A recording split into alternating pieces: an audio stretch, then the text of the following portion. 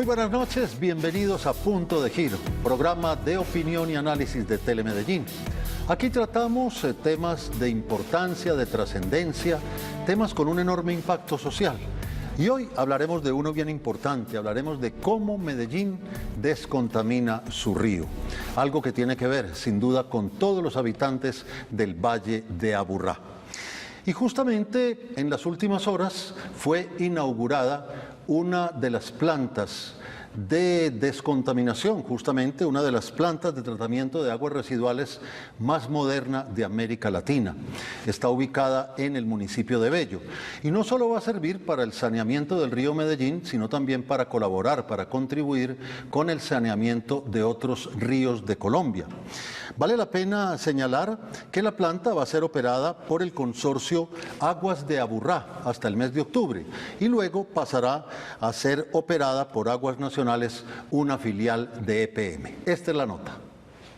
El agua que llega a la planta de tratamiento Aguas Claras proviene de los municipios de Medellín y Bello. Su capacidad es de 5.0 metros cúbicos por segundo y evita que lleguen más de 140 toneladas de material orgánico al río Medellín. Con esta planta de tratamiento más la de San Fernando, estamos diciendo que ya el 84% de las aguas residuales de toda el área metropolitana son tratadas. Estamos hablando que es una inversión muy importante que aporta al medio ambiente. 1.6 billones de pesos, más de 10.000 empleos generados. Para el saneamiento, EPM ha construido cerca de 4.600 kilómetros de redes de alcantarillado que llevan las aguas residuales a las plantas de tratamiento. Una vez allí, el material orgánico se convierte en lodo y este es convertido en abono. Y estamos haciendo todo el trabajo para convertirlo en abono tipo A, es decir, abono que sirve incluso para la agricultura. Cogemos el agua, la limpiamos, dejamos el agua limpia en el río, los lodos los utilizamos para el abono y en ese proceso de generar ese abono utilizamos la energía que se genera allí para el mismo operación de la planta. Por ejemplo, solo en el centro hablábamos de 103 vertimientos de aguas residuales que llegaban a la quebrada Santa Elena y a otras y después llegaban al río. Y así en toda la ciudad. Y lo que se fue haciendo fue toda una tubería y haciendo una renovación para que las aguas residuales lleguen justamente a esta planta de tratamiento. O sea que es un buen paso en la recuperación del río. Esta es la planta más moderna en temas de tratamiento de aguas de toda América Latina. Y bueno, EPM y Medellín y el área metropolitana y Colombia a la vanguardia en este tipo de procesos. Con esta obra se contribuye a elevar el nivel de oxígeno disuelto en el río Medellín, lo que redunda en beneficios ambientales para todos los habitantes del Valle de Aburrá. No cabe duda, es un verdadero orgullo para EPM y para la ciudad de Medellín y un orgullo para los habitantes de esta tierra que vemos cómo se sigue trabajando justamente en el tema de tener un mejor medio ambiente para todos los habitantes. Es un orgullo y por ello personalidades del mundo y a nivel nacional también se pronunciaron sobre esta inauguración de la planta de Aguas Claras. Justamente vamos a escuchar el testimonio del presidente del Banco Interamericano de Desarrollo, Luis Alberto Moreno, y también el del ministro de Medio Ambiente, Ricardo Lozano. Quisiera reconocer a las autoridades que le dieron continuidad a este emprendimiento. Desde el momento mismo en que se lanzaron los primeros trabajos, hace ya más de 10 administraciones de alcaldes de la ciudad de Medellín. Cada uno de ellos entendió que transformaciones de este tipo solo se logran con la construcción de consensos que están ante todo por encima de todas las consideraciones políticas, algo escaso lamentablemente en nuestros tiempos. Y para el BID no hay duda que ha sido un enorme orgullo ser el principal socio de este proceso, desde la planta de San Fernando hasta los estudios y préstamos de años recientes que culminan hoy con esta obra. Llegar al casi el 84% del tratamiento de las aguas del Valle de Aburrá es una gran meta. Se suma a la meta nacional de llegar al 54% del tratamiento de nuestras aguas residuales en Colombia, es decir, le aporta el 4% a esa meta, es decir, gracias al Valle de Aburrá y gracias a las empresas públicas de Medellín estamos cumpliendo el propósito. Y justamente para hablar de este tema, para entender efectivamente cuál es su impacto, cuál es además el contexto general de los trabajos que se hacen en la ciudad de Medellín para el tratamiento de las aguas residuales, hemos invitado a dos expertos. Están con nosotros León Arturo Yepes, quien es el gerente de aguas residuales de EPM. Bienvenido, gerente, muy buenas noches. Gracias, Juan Guillermo. Un placer estar acá compartiendo contigo y con todos nuestros usuarios este granito que tenemos en nuestra ciudad de la planta de tratamiento de aguas claras y todo lo que le aporta al plan de saneamiento de nuestro río Aburrá, el río Medellín. Y está por supuesto con nosotros Carlos Muñoz, quien es el director de la planta de aguas claras, la planta que acabamos de ver en la nota anterior. Bienvenido, Carlos, ¿qué tal? Muy buenas noches. Muy buenas noches, Juan Guillermo, muy buenas noches a todos los televidentes.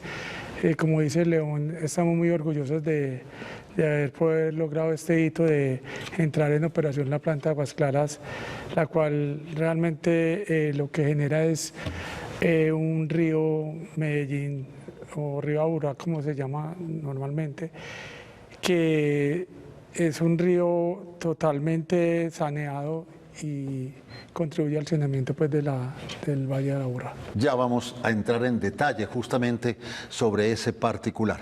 Recuerde que igualmente ustedes pueden participar con nosotros en el programa y pueden participar respondiendo a una pregunta muy sencilla. ¿Usted qué hace desde su hogar para contribuir con la limpieza del río Medellín o del río Aburrá? Pueden hacerlo a través de la línea telefónica 268-6033 o pueden hacerlo también a través de las redes sociales en la cuenta de Twitter @telemedellín con el numeral #TM. Y quiero comenzar, gerente, un poco con el contexto, porque vale la pena señalar que el trabajo de esta planta y la inauguración de la misma no es un hecho aislado, sino que hace parte de un gran programa justamente de saneamiento, un programa de tratamiento de aguas residuales. Contemos un poco en el marco de qué acción está esta planta. Sí, Juan Guillermo, mira, esto realmente es el fruto de más de 40 o 50 años de trabajo de compañeros de EPM, de consultores, de proveedores, contratistas, en fin. Digamos que en los años 60 y 70 se empezaron a construir los primeros tubos colectores que apuntaban hacia recoger las aguas residuales y llevarlas hacia las quebradas más cercanas. Pero fue por los lados de 1982 que se hizo una consultoría donde finalmente se concibió todo el plan de saneamiento del río Aburrá. Y de ahí se empieza a planificar todo el concepto de, bueno, cómo vamos a recoger todas esas aguas residuales, cómo llevarlas a todo un sistema de colectores e interceptores que al final fueran a dar a nuestras plantas de tratamiento. Y empieza toda una construcción poco a poco, hasta que fuimos llevando un primer grupo de redes importantes en el sur, a nuestra primera planta de San Fernando, la cual pusimos a operar desde el año 2000, y luego sigue todo otro proceso muy grande que seguramente ahora vamos a hablar un poco más en detalle para estar hoy trayendo todas estas aguas residuales ya de Medellín y Bello hasta nuestra planta de aguas claras que inauguramos el día de ayer. Yo quiero además hacer una pregunta de una persona del común, porque estamos hablando desde el comienzo del programa de aguas residuales. ¿Qué son aguas residuales? Las aguas residuales básicamente son todo lo que sale después del uso del agua potable en nuestras viviendas, después del uso del lavamanos, del inodoro, del lavaplatos, de la lavadora, en fin, de todos estos elementos que denominamos aguas residuales domésticas porque salen de nuestros usos en nuestras viviendas. Perfecto. Sin embargo, también tenemos las aguas residuales no domésticas que se contemplan básicamente en nuestros usuarios comerciales o industriales que también tienen vertimientos a nuestras redes y van a nuestras plantas también. Sin embargo, estas aguas residuales no domésticas, adicional a todo lo que ya dijimos de la descarga de los baños, de los sanitarios, de los lavamanos, se pueden generar algunos vertimientos asociados a procesos comerciales o industriales. los cuales deben estar igualmente controlados en su calidad de vertimiento para poder que vayan a nuestras plantas. Muy bien, perfecto. Ese es el concepto general. Muy bien. Carlos, hemos escuchado en las notas que es una planta maravillosa, que es de última tecnología, que es un orgullo. ¿Qué es lo que tiene de especial entonces esa planta de Aguas Claras para tanto elogio?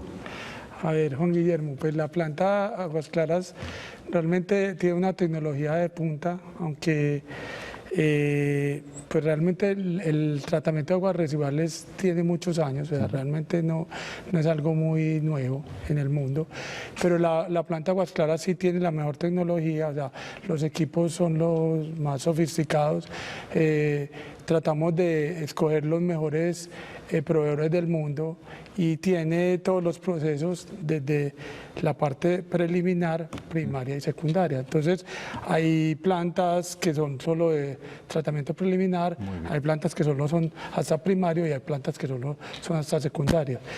Nosotros, la planta tiene los tres procesos y adicionalmente tiene unos procesos adicionales que podría llegar a llegar hasta un nivel terciario, porque tiene otros procesos que permiten algún tratamiento especial. Pero en especial la planta es eso, es una planta con pura tecnología de punta y de las mejores empresas del mundo. Claro, pero ahí viene otra pregunta también del común. En palabras muy sencillas, entonces, ¿qué es lo que hace una planta de tratamiento de aguas residuales? Sí, entonces la planta de tratamiento de agua residual, como aportó León, el agua residual que sale de las casas realmente llega por un intersector a la planta de tratamiento. Entonces, la primera parte del tratamiento preliminar. El tratamiento preliminar simplemente se le quitan todas las basuras y todos los desechos grandes que vienen. Eso es el tratamiento preliminar por medio de unas rejas. Listo.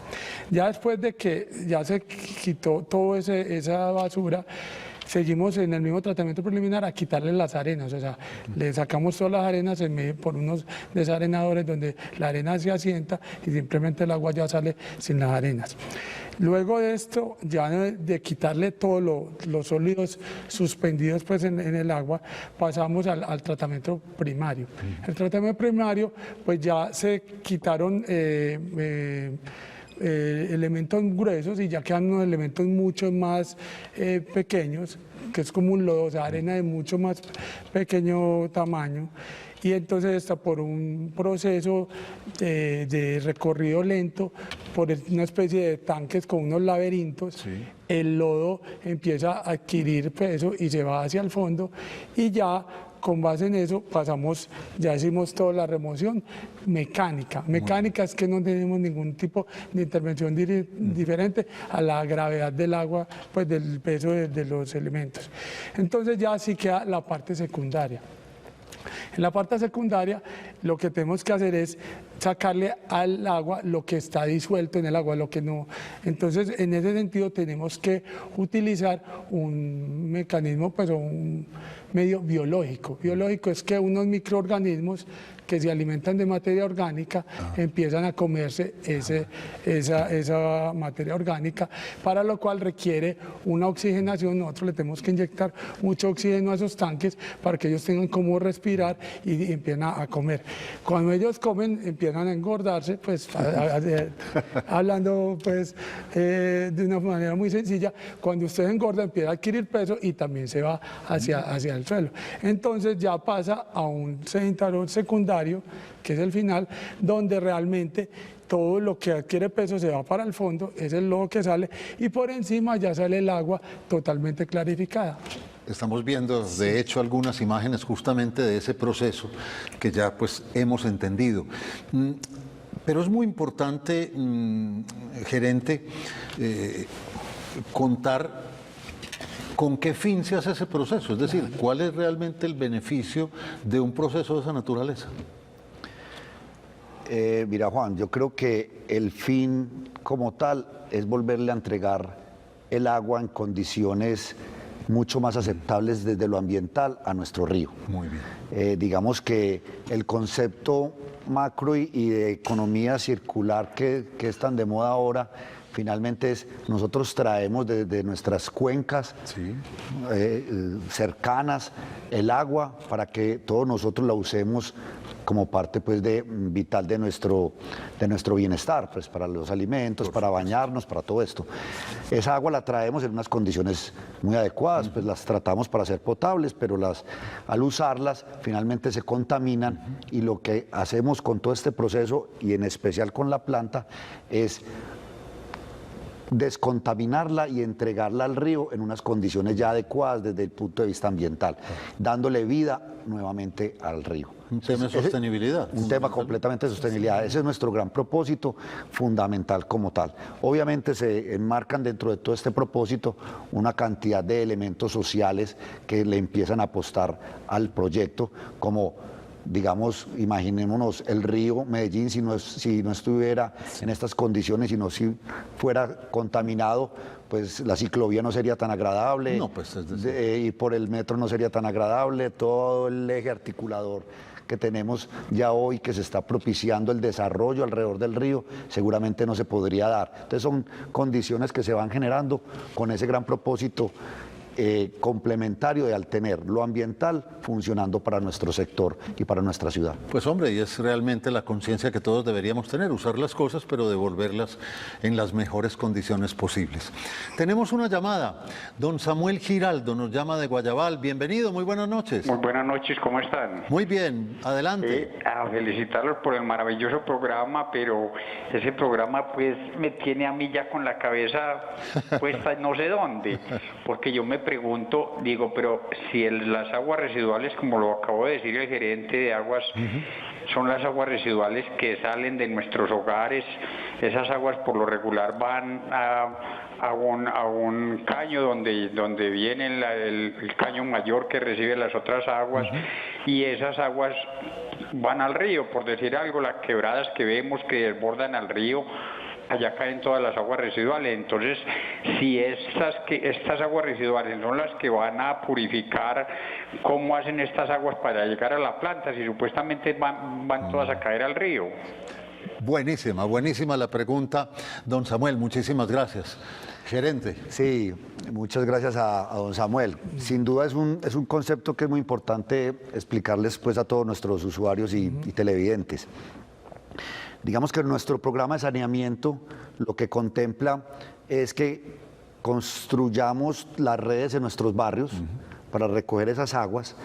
Ellas de por sí tienden a ir hacia las quebradas, como muy bien lo decía don Samuel, pero lo que hacemos es construir unos colectores paralelos a la quebrada para que recojan esas redes y evitemos que esa descarga se dé en la fuente hídrica o en la quebrada. Esos colectores van a ir paralelos a las quebradas, a llegar al río, pero no descargan en el río, sino que allá los interceptamos en unas redes muy grandes que los denominamos igualmente interceptores, claro, para que estos sean los grandes tubos matrices que nos lleven el agua a las plantas, y ahí sí tratamos y la entregamos. Correcto. Yo quisiera ahí explicar, Juan, dos conceptos muy importantes, porque muchas veces en el ambiente se piensa que estamos tratando el río. Realmente nosotros no tratamos el río. Nosotros lo que evitamos es que el río se contamine. Clarísimo. Y lo que hacemos es tratar las aguas residuales para entregárselas al río ya en una condición ambiental pues adecuada. No, porque muchas veces la gente, por todo el léxico que manejamos, toda la comunicación, es que estamos tratando el río. Realmente lo que hacemos es evitar que el río se contamine. ¿Qué nos pasa? Que de pronto don Samuel puede tener razón en que hay veces ve algunas contaminaciones en las quebradas. Todo ese programa de saneamiento es un programa muy complejo y que, como bien te lo explicaba ahora, llevamos más de 40 años construyendo redes y recogiendo esas descargas. Nosotros denominamos descargas, ese es el tubo que está por algún motivo descargando en la quebrada y que no ha sido conectado a ese colector o a ese interceptor. Muy bien. Hoy llevamos en el programa de saneamiento recogidas más de 1.600 descargas en todo el Valle de Aburrá. Inclusive ahora en la nota veíamos cómo el alcalde nos compartía que en el solo tramo de la quebrada Santa Elena en el centro de la ciudad se han recogido 103 descargas. Eso es a lo que se refería el alcalde. Esas descargas que teníamos redes directamente a la quebrada. Hoy al pasar con esos colectores empezamos a recoger todas esas descargas y las llevamos pues a la planta. Pero el programa todavía no ha terminado desde el punto de vista de saneamiento de esas descargas. Hoy tenemos todavía identificado del alrededor de unas 400 descargas que están pendientes por ir recogiendo. Porque ¿qué nos pasa? Algunas se van creando nuevas por algunos sitios que se desarrollan sin un urbanismo completo, y que de todas maneras otros por complejidades que se van dando. Entonces nuestro programa ahora sigue, nuestro plan de saneamiento fuerte en los próximos años es terminar de recoger esas 400 descargas y obviamente terminar nuestras plantas de tratamiento en el norte pues, del Valle de Aburrá. Hombre, gerente, pero la verdad, es decir, por lo que usted nos plantea, eso es una obra de ingeniería de un tamaño gigantesco, es decir, uno no se alcanza ni a imaginar lo que serán esos túneles y la interconexión de unos con otros, la dimensión de los mismos. Sí, realmente el trabajo pues, que ha realizado todo el grupo de EPM durante estos, como te decía, 4 décadas, ha sido muy gigante y ha sido de una manera importante. De hecho, en números, como para que nuestros usuarios los tengan presentes, estamos hablando de cerca de 3 billones de pesos, o sea, casi 1.000 millones de dólares que tenemos invertidos, obviamente en la construcción de todas esas redes de la planta de San Fernando y ahora de la planta de Aguas Claras, que como Carlos nos va seguramente a compartir, tiene una inversión muy importante dentro de esos 3 billones. Entonces, la magnitud de las obras y la magnitud del tipo de obra y el costo es importante, y seguramente muchos de nuestros usuarios y televidentes de alguna manera podrán percibir, porque hay veces que sentimos que la tarifa de alcantarillado puede tener un valor importante, pero es porque las inversiones igualmente son importantes y grandes para poder lograr un saneamiento de esto. Hombre, yo quiero volver a la planta de Aguas Claras, Carlos, y voy a hacer otra pregunta del ciudadano de a pie, porque uno ve las imágenes y vimos realmente pues varios sectores y estamos observando fundamentalmente pues esos, ¿cómo se llaman? Digestores. Digestores, ese es el nombre, menos mal que no dije lo que pensaba, los digestores. Los huevitos. Los huevitos, sí, ayer hablaba alguien de huevos de dinosaurio. Sí. Hombre, esos huevitos, ¿qué papel juegan? Porque digamos que es la parte visible. ¿Qué hay adentro de eso? Bueno, entonces los digestores realmente son ya el tratamiento del lodo. Ajá. El lodo es el resultado después de haber uno tratado el agua residual, eso genera un producto que es el lodo. En esos digestores, ese lodo se tiene que estabilizar. Estabilizar es que más o menos durante 20 días, con una temperatura controlada, ellos los microorganismos se siguen consumiendo. Al consumirse se genera gas metano. El gas metano se libera por la parte superior pues, de los digestores, y ese gas metano nosotros lo utilizamos para generar energía para la planta. ¿Para generar energía? Sí, no, más o menos el 30% de la energía de la planta la generamos con el gas metano, el cual también tiene un proceso pues, de purificación o mejora para lograr una capacidad calórica mejor, y con eso ya por medio de unos motogeneradores generamos energía. Luego de que ya en los digestores pasa ese tiempo, o sea, ya el material el lodo pues está más estabilizado, ya podría ser un lodo tipo B. Sí. Un lodo tipo B o un biosólido tipo B, más bien para definirlo bien, es un biosólido que se puede utilizar para algunas recuperaciones pues, de taludes, para, digamos, en potreros, para generar pues, los pastos y todo eso. Pero entonces nosotros nos dimos cuenta con esta planta que realmente el biosólido saldría más o menos con una humedad del 70%. ¿Eso qué quiere decir? Que de cada metro cúbico que yo transporto, 700 centímetros cúbicos es agua. Entonces estamos transportando agua. Entonces ya generamos un nuevo un nuevo proceso dentro de la planta que es el secado térmico. En el secado térmico lo que estamos logrando es que se logra una sequedad de más o menos del 90% de ese biosólido, con lo cual pasamos de un biosólido tipo B a un biosólido tipo A.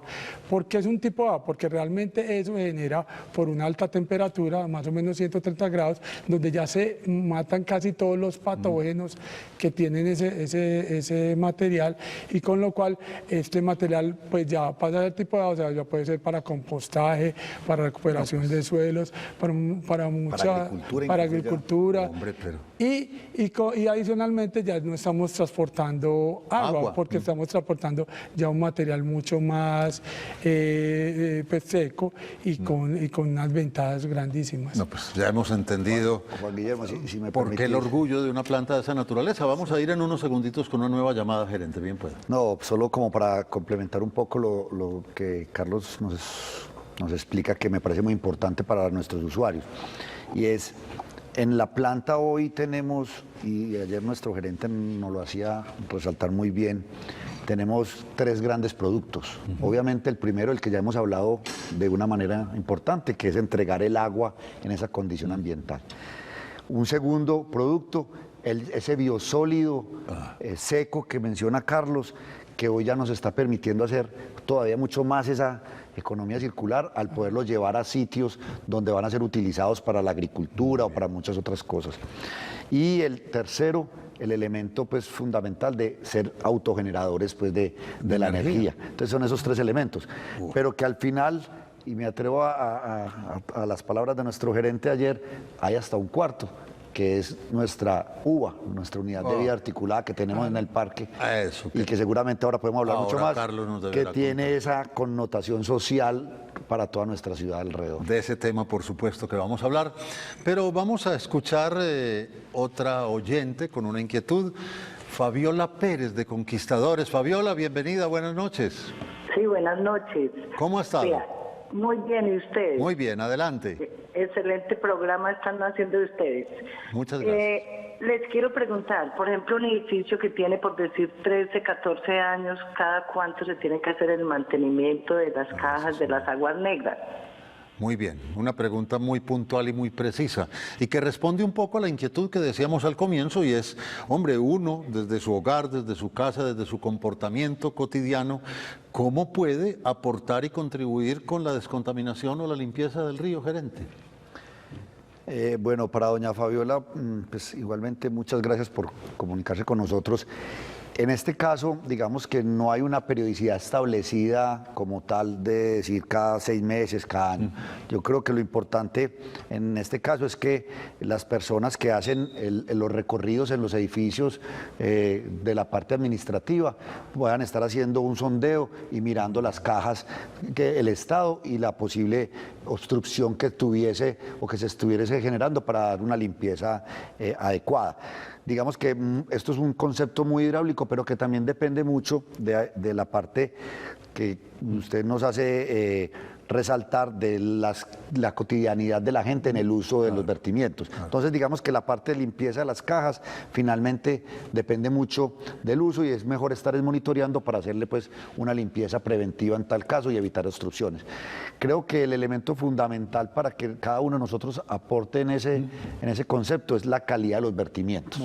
O sea, descargar las cosas normales, descargar pues el sanitario en sus condiciones normales, no arrojar toallas higiénicas, no arrojar paños húmedos, no arrojar pues elementos sólidos en el sanitario o por el lavaplatos, inclusive excesos de grasas y aceites igualmente pueden generar problemas.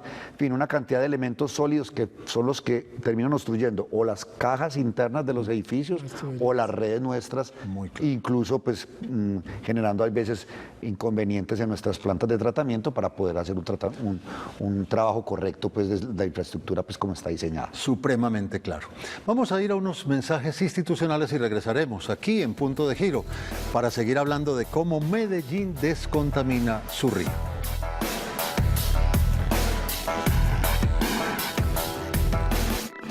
Estás viendo Punto de Giro.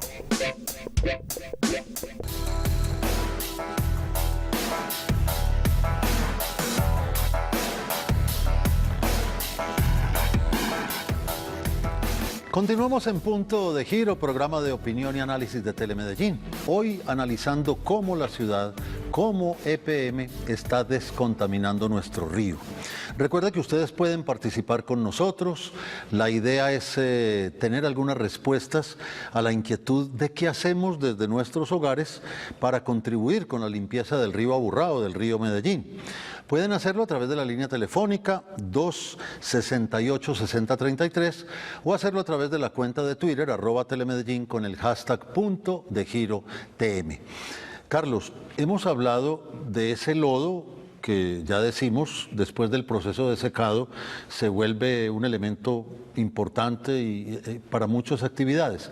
¿De qué cantidades estamos hablando? ¿Cuánto lodo entra y cuánto lodo sale?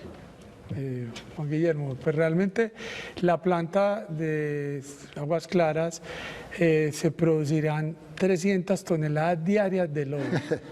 300 toneladas. Húmedo. Húmedo, muy bien. Pero entonces ya cuando con el secado puede bajar a la tercera parte, más o menos a 100 toneladas. 100 y pico toneladas diarias de lodo.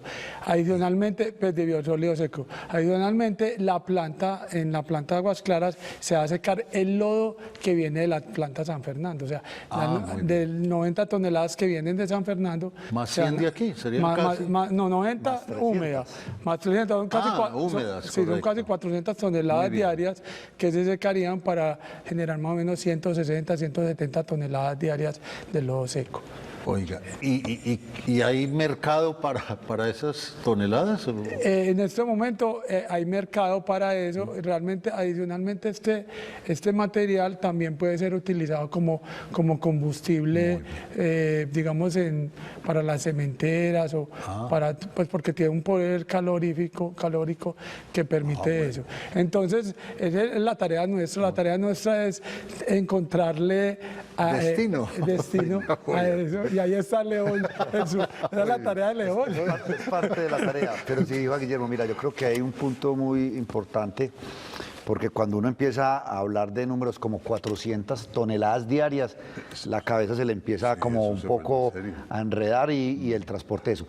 Y uno de los elementos también que aportan bastante a todo este concepto ambiental, fuera de lo que hemos comentado, es que no será lo mismo transportar 400 toneladas diarias con camiones y con los combustibles que se gastan y con toda la contaminación que puede generar un camión, a transportar ya ahora 100, 130 toneladas. Entonces ahí generamos un elemento adicional a todo ese componente ambiental, porque la logística no solamente es compleja, sino también todo el desgaste pues asociado a la complejidad de camiones transportando este material a muchos lugares que seguramente vamos a estar cada vez generando un mayor impacto positivo en términos de tener un biosólido de una calidad muchísimo mejor, que nos permitirá pues tener muchos más usuarios potenciales del mismo. Muy bien.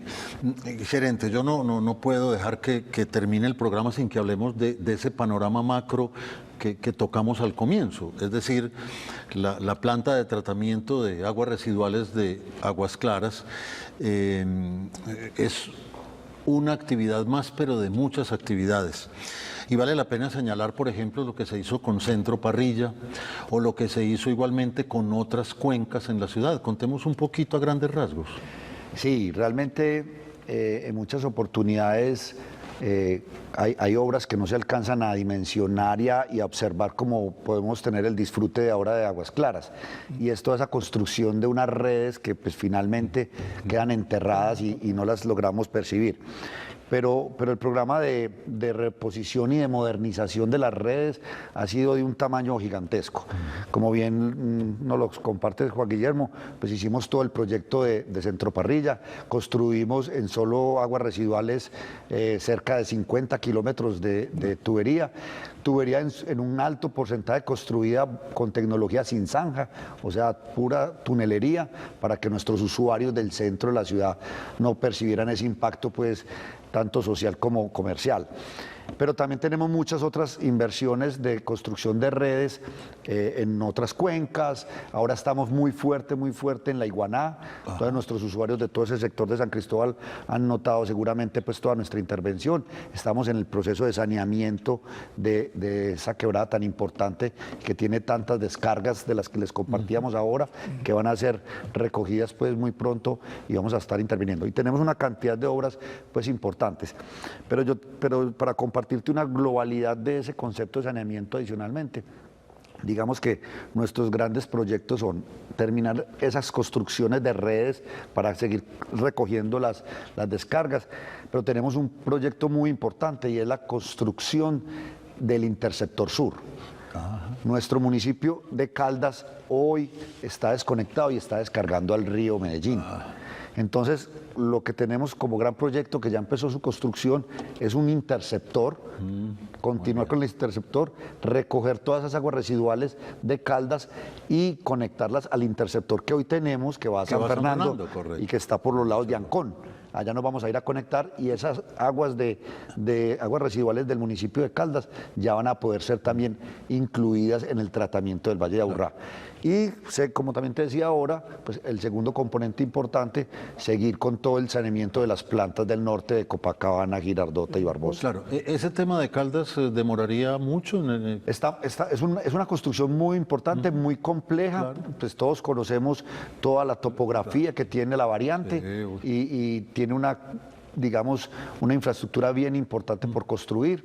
Estamos estimando que para el 2021, principios del 2022, estamos ya saneando Caldas con la planta de San Fernando. Muy claro. Vamos con una nueva llamada. Está con nosotros Adriana Bermúdez del barrio Trinidad. Adriana, ¿qué tal? Buenas noches. Buenas noches. Bienvenida, ¿cómo ha estado? Muchas gracias, bien, ¿y ustedes? Muy bien, adelante. Mira, mi pregunta, pues mi aporte es que yo cuido mucho de no tirar aceites por la poceta, ni que se me vayan basuras así como arroz, los residuos pues que quedan en los platos. Así yo evito mucho esto para cuidar el río. Bueno, otra cosa que quisiera saber es si uno puede ir a visitar la planta para conocerla. Qué bien. Muy bien, Adriana, lo primero, pues gracias por la primera parte de la respuesta, que es justamente lo que queremos motivar hoy, y es que desde la fuente, nosotros como ciudadanos, como familias, empecemos a ayudar a esta tarea de descontaminar el río Medellín. Y la segunda pregunta, yo creo, Carlos, que es buena hora de responderla y de ligarla al tema de la uva, que es lo que habíamos quedado debiendo. Sí, a ver, pues realmente nosotros durante todo el proyecto de la ejecución de la planta hemos programado visitas con la comunidad, pues ha habido muchas visitas y seguimos trabajando en eso de las visitas para que la gente conozca la planta. Adicionalmente la planta la habilitamos la pusimos de una manera amigable porque construimos unos miradores que la gente puede entrar a la planta, desde los miradores puede ver la planta, observar y durante, así como en San Fernando, en la planta Aguas Claras va a haber visitas continuas pues, de la comunidad, de las personas. Realmente se programarán, habrá una forma pues, de hacerlo, como lo estamos haciendo actualmente. Sí se puede. Sí se puede. Y algo muy importante, estamos observando justamente lo que es un recorrido por la planta de Aguas Claras, pero vale la pena señalar que yo creo que debe ser la única planta de tratamiento de aguas residuales del mundo ubicada en un parque. Realmente nosotros lo que se busca y lo que creo que vamos a obtener fácilmente es quitar ese estigma o eso que tienen las plantas de tratamiento que no se puede arrimar, que va a oler maluco. No, nosotros hicimos un parque. Casi, o sea, la planta casi que es un parque y adicional al lado hicimos un parque y como le digo hicimos una forma de que la gente pueda entrar hasta la planta, mirarla y era para que la gente entendiera que las plantas de tratamiento son unas plantas que antes mejoran el ambiente y no son generadoras ni de olores ni de malestar. Yo quería detenerme un momento en ese tema porque ahí de pronto hay un mito urbano pues del tema fundamentalmente de los olores. Sí. E incluso llega un momento en que el mismo mito hace que uno piense que está oliendo mal y es verdad o no hay ningún tipo de peligro en ese tema con una planta de esta naturaleza.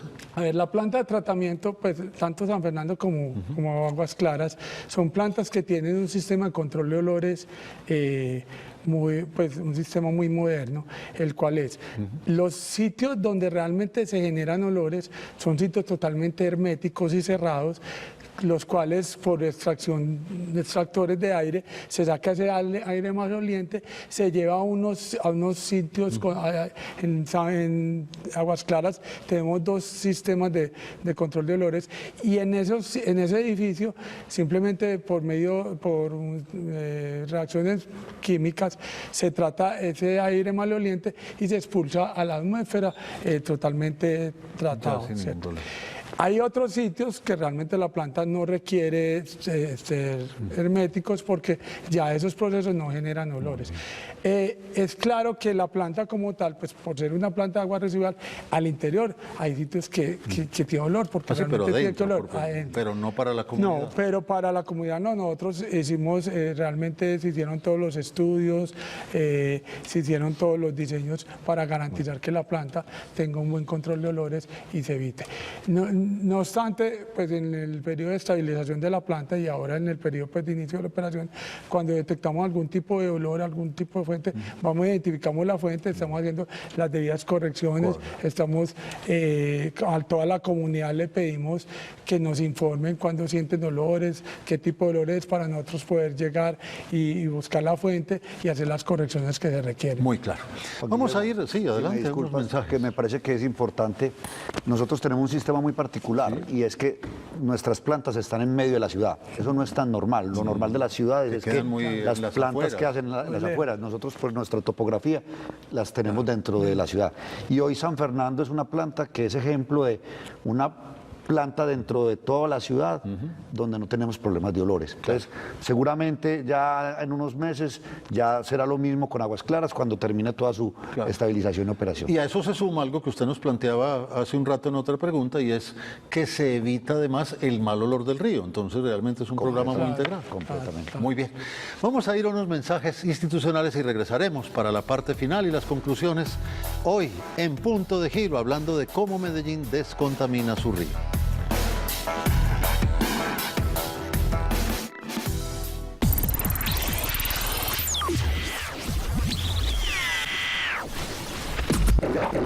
Estás viendo Punto de Giro.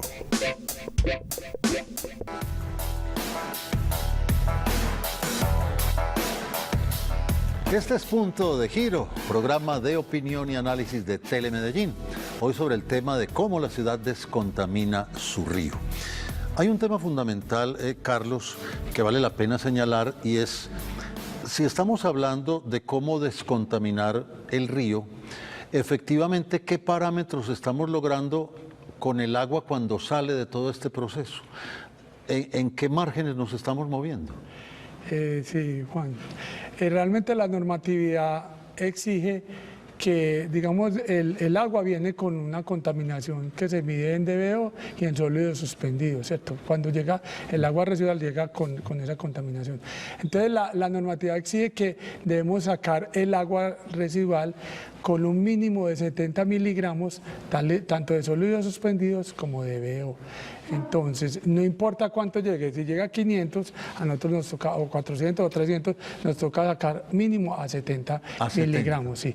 La normatividad anterior era que uno tenía que remover el 80%, pero digamos, si un agua residual venía con 1000, yo le remuevo el 80, salía con 200, todavía salía muy contaminado. Entonces, realmente la normativa dijo, no, tenemos que salir con 70 miligramos.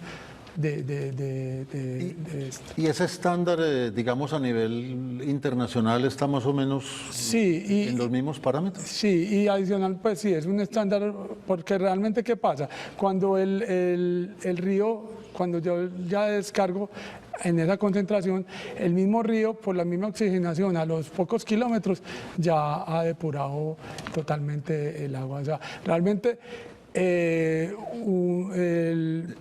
a 100 o 50, 30 kilómetros ya el agua con la misma oxigenación ya ha logrado sanearse. Gerente, cuando uno habla de estas cifras que nos comenta Carlos, ¿qué tanto se puede hablar de vida en el río o no?